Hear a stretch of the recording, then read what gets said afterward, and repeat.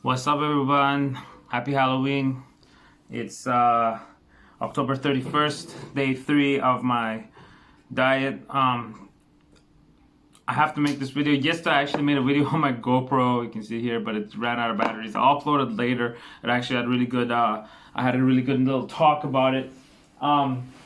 Okay, so yesterday, right after that, I made that video. I was in 48 hours, and everything was going pretty good. I mean, I was slowly getting dehydrated and drained, and it was dry fast with like a little bit of snake juice just to keep me going. And I was doing cardio. I did 1 hour bike session. I went for a big walk, and I did weights, lightweight, like moderate weight, more volume, and I was doing pretty good. So I just got this feeling. So this was about, I guess, around the 50-hour point. I got a little bit of a stomach ache, not a stomach, like something like hurt in my intestine. I don't know. I just felt like if it was a little weird, right? I wasn't, when you fast a little deeper, you get a little bit, what's the word? Like you're just not as comfortable, right? You're not as energetic. Your thoughts move slower. Your days out feels good, but at the same time, sometimes it gets a little uncomfortable. So what happened is I thought, okay, maybe I'm getting a little too dehydrated, and I was outside, so I figured I'd go buy like a can of coconut water. Now in Canada, these things are getting popular as fuck. They're all from Thailand, and I found one can at Shoppers Drug Mart for like $1.50, and I threw that can down and I just drank it. I just drank it all, and boom! I had a huge sugar rush, and then it was so strong. I was like, whoa! It's like get a little dizzy.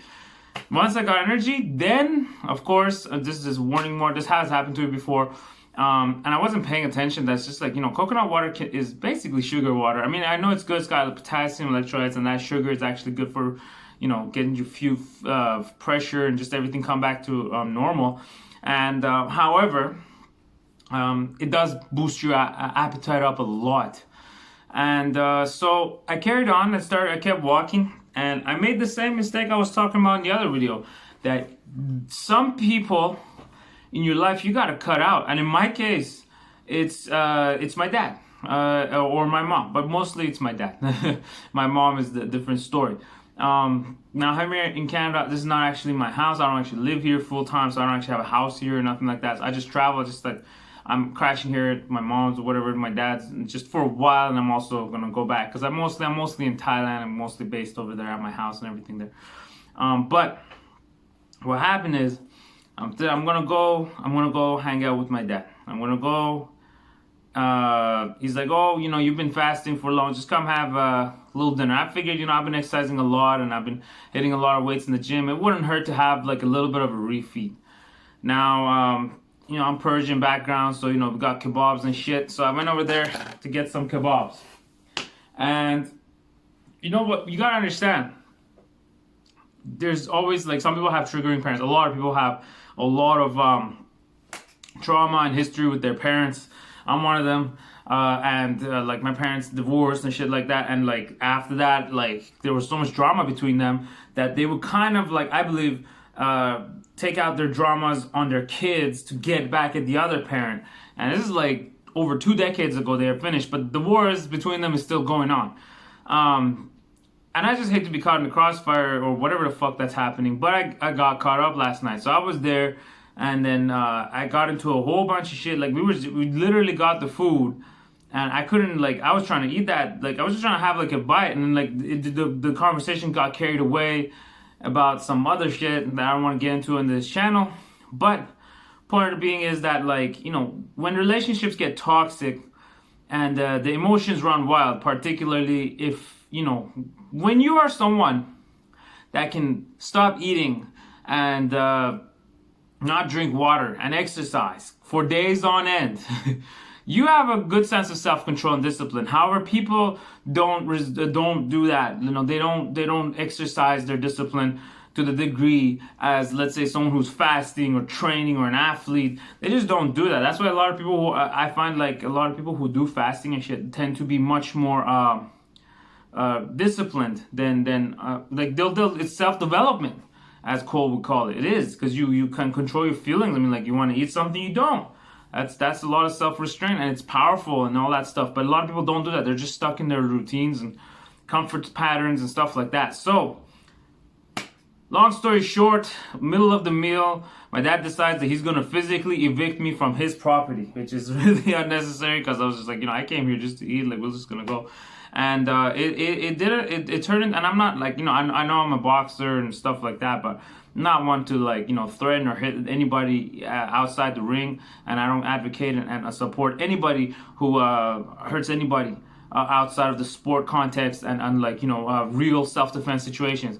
You don't want to fight with your parents, even verbally, mentally, physically. Now, in this case, my dad was attacking me mentally and verbally and stuff like that, and even physically.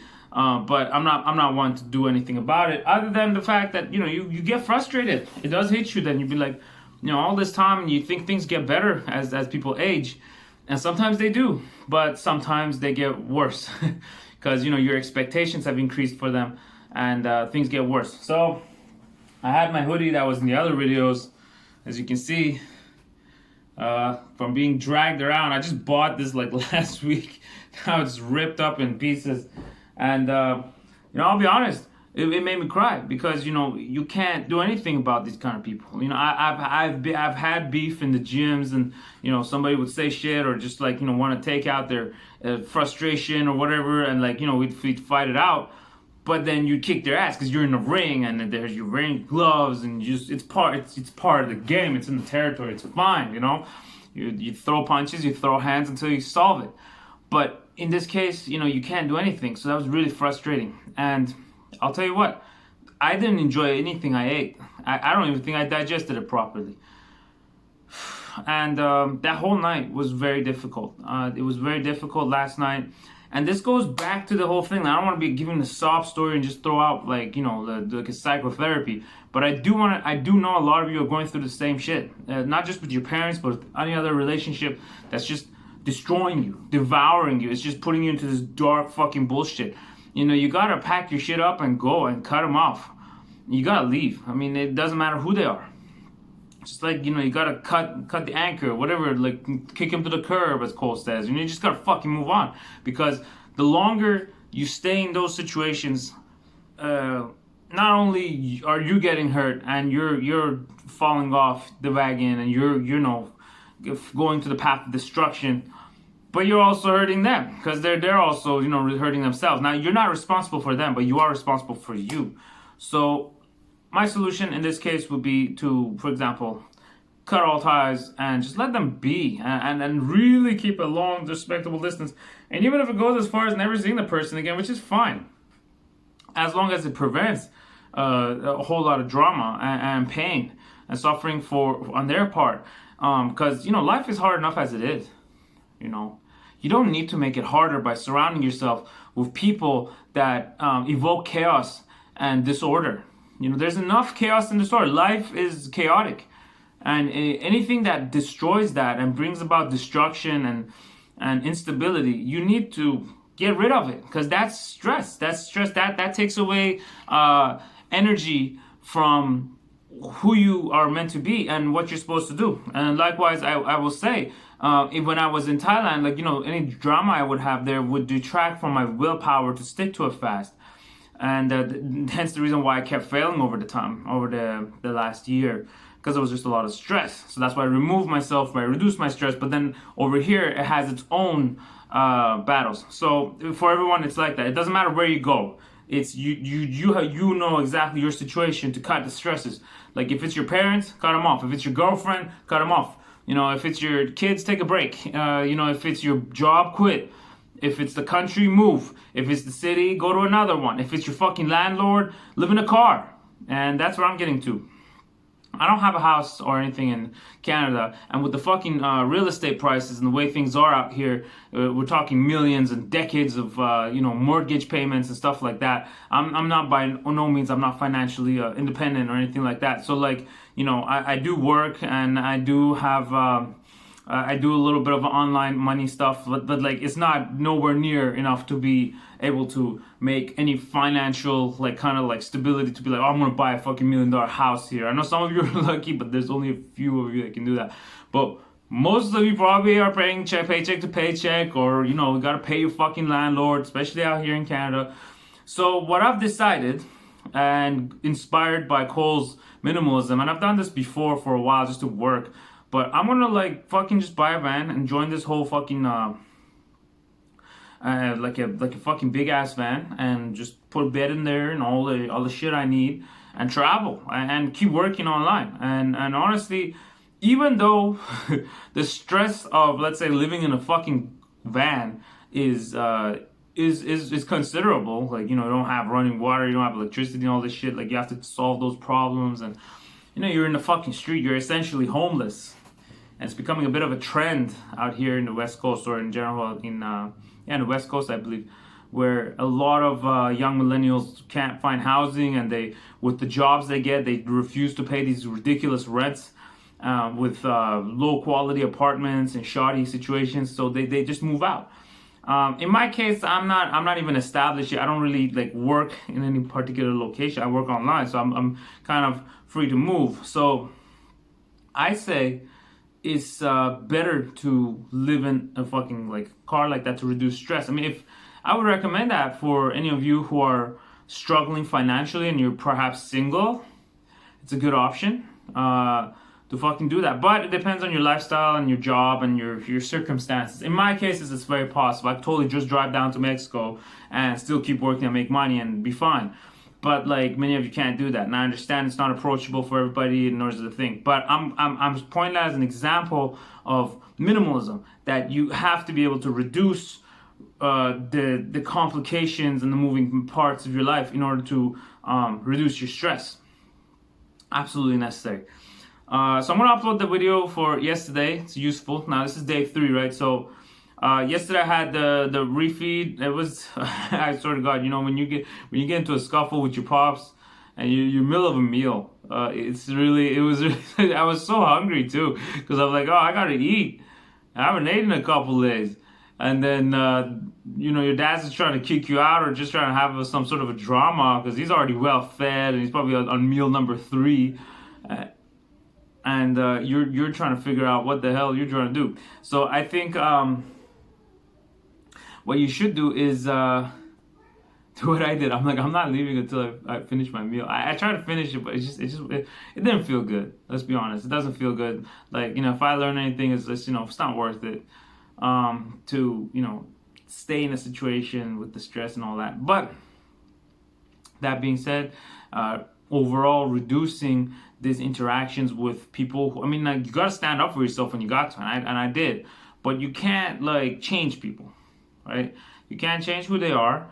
You can change yourself. You can establish kind of a routine and strengthen yourself and develop discipline and be of value. Now, where you're not appreciated, you should not stay there. You should go to an area where you can actually be of some value, help people, and perhaps be of good cheer. I mean, be jolly, if you will, and you can actually bring some value in people's lives. But if you're in a place where your sole existence brings about some sort of a past drama, or at least it brings about memories of whatever, you don't need to be there. You know, if that relationship is done, it's better to move on. You know, it's painful as it may be. It's hard to leave the past behind. It is. But it is also the very cure that you need to grow. Because once you go beyond the past memories, for example, Vancouver is a beautiful city. I lived here for over 20 years. And, you know, but I've had a lot of bad times here. For example, I didn't choose to come to this country. It wasn't like my choice. I was a kid when I came here, so I didn't really have a choice. But I totally appreciate Canada, and I was in the army here, and I don't regret any of it. But at the same time, I had a lot of hard times here, and I'm, you know, traveling around the world gave me so many opportunities that I feel I've achieved a personal kind of success and growth that I wouldn't otherwise be able to experience here. Now that I'm back, it's like I'm going back in time. So like it's not only like revisiting the old traumas and stuff, and they just come back and just like haunt you and stuff like that. You gotta get out. You gotta simplify. I mean, even out here, we got these beautiful mountains and countryside that you can just go, and it's quiet, it's calm, and the people are different. And it's not all about prestige and showing off, and there's not that kind of status insecurity as much in the countryside compared to the city. I'm sure there's outside too. but like you have a place to develop a space in your mind where you just calm down and you can make better decisions. You really, yeah, you go, of course, going from living in a house to living in a car, for example, is a drop in status. Definitely, you will not get laid 100%. I mean, you could, but for average folk, you will not, like, you will fall out of favor, like socially speaking, for a while. But if you keep working and you know, keep fasting and keep calm and, like, you know, like, keep your mind in a good place, keep reading and developing, you're gonna see the world differently. You're gonna grow because you're uncomfortable. You're gonna grow up. You're challenging yourself. You're in the cold. You're in the you don't have all the things you need all the time, and you don't have all these comforts, and you learn to live without. And I think that is it always helps you to appreciate.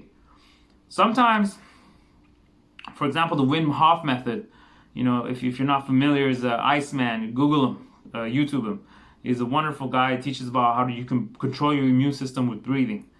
So basically, one of his techniques is you inhale, you breathe for like 30 times, and then you hold your breath for like 2 minutes.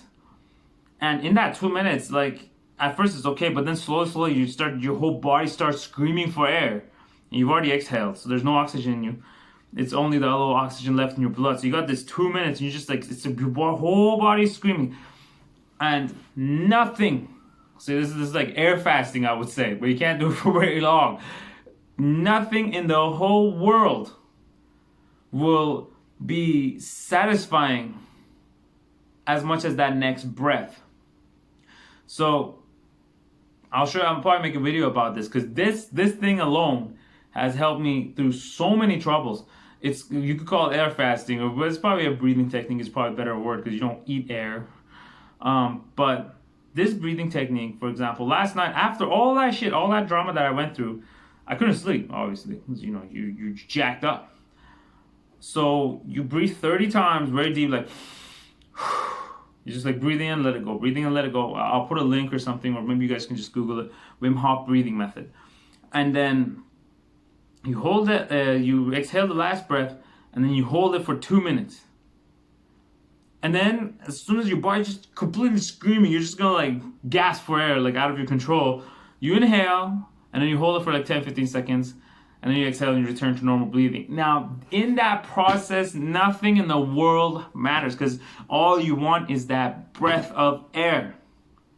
Nothing in the world matters. I'll be honest, I'm actually quite phobic of airplanes before. I'd say I'm now much better. And I'd have to take some sort of medication to just keep me, I was a little pussy.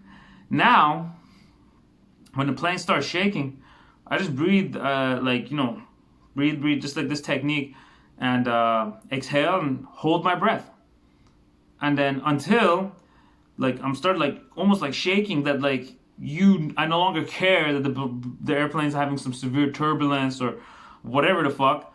And as soon as an inhale, you almost get a little bit of a high, because you're so happy to be able to breathe again. The old brain in you appreciates life a lot more than your fucking conscious mind. Because in your conscious mind, you have this sense of, well, good and bad, and, like, you know, you have some sort of an emotional, egoic resistance to what is or isn't. And but your old brain doesn't give a fuck as long as there's all food and sex and just air, for example. It's fine. And you know, things like that, like, or cold showers, and like a cold really likes, these things really tap into your old brain. And we have to, as you know, in layman's term, be able to communicate with your inner animal, if you will, or your old brain, because that's where, you know, a lot of the stressors and the hormones are operating from anyway. So, like, when you go there, I mean, when your brain is, let's say, thinking about having a trauma or an emergency, airplane shaking, or you're in the middle of a fight, or some sort of a stupid argument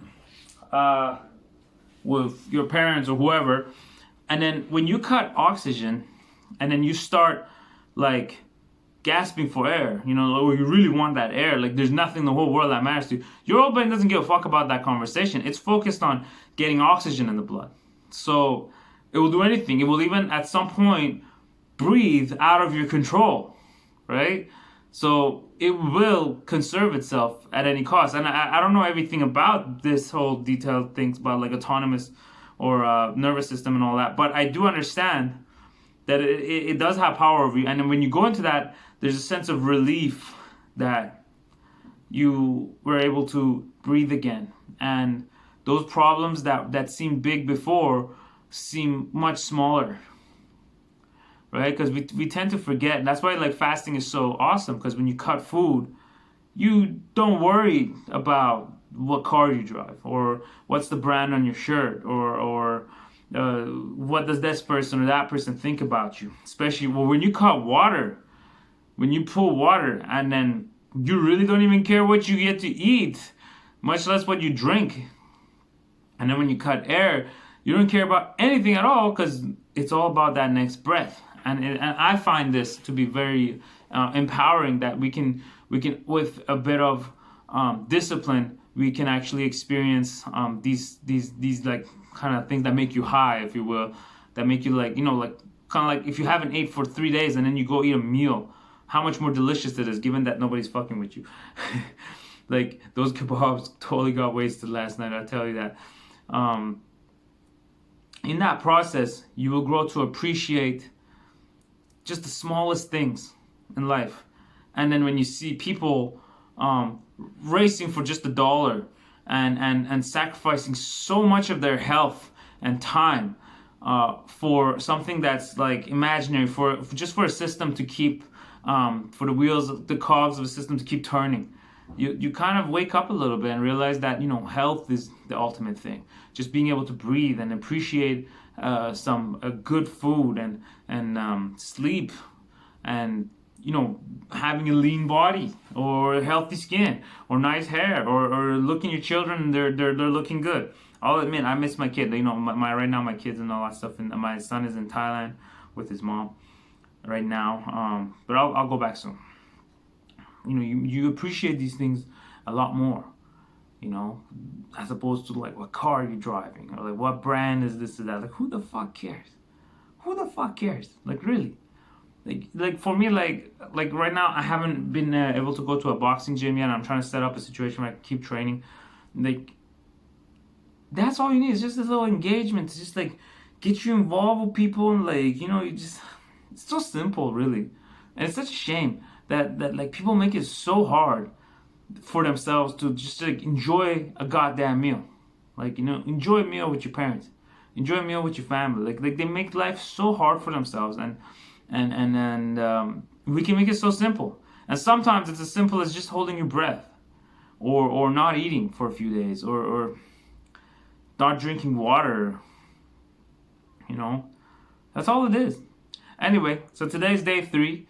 And I don't know if Cole's watching this. If you are, thanks, man. I just want to always thank you for all the inspiration and the ideas that you put out. Now, you're not a typical religious or a spiritual kind of person that person would see, but you're kind of like some sort of a redneck fucking prairie boy Buddha, like an enlightened kind of person, and it's because you've been able to tap into. I'm talking to Cole.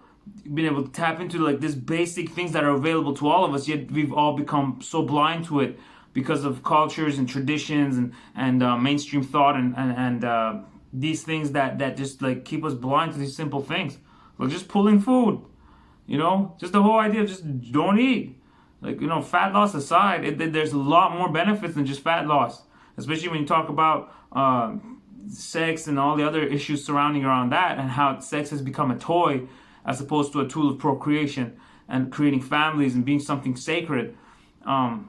It's amazing. It's a fucking amazing. And the fact that you're not even like particularly a religious man makes it even more amazing, because you're coming to these experiences by yourself and through your own personal experiences. And I have to really thank you on so many different levels. I don't have like a whole lot of money or resources to be able to offer you, but I do want to say, I will promote the shit out of snake diet. I want to open a boxing gym either here or in Thailand, and just to promote the diet somehow, because it's just such a wonderful thing. It's like the biggest gift we can give to people, if these corporations or authorities let us. It's so funny, you know. Like right now, like I could go on and on and on, but just want to say thank you.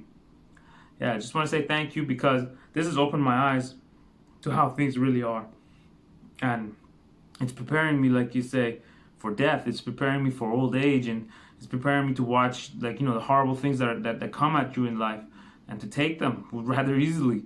You know, it's like kind of like a Spartan, you know, like constantly training for war.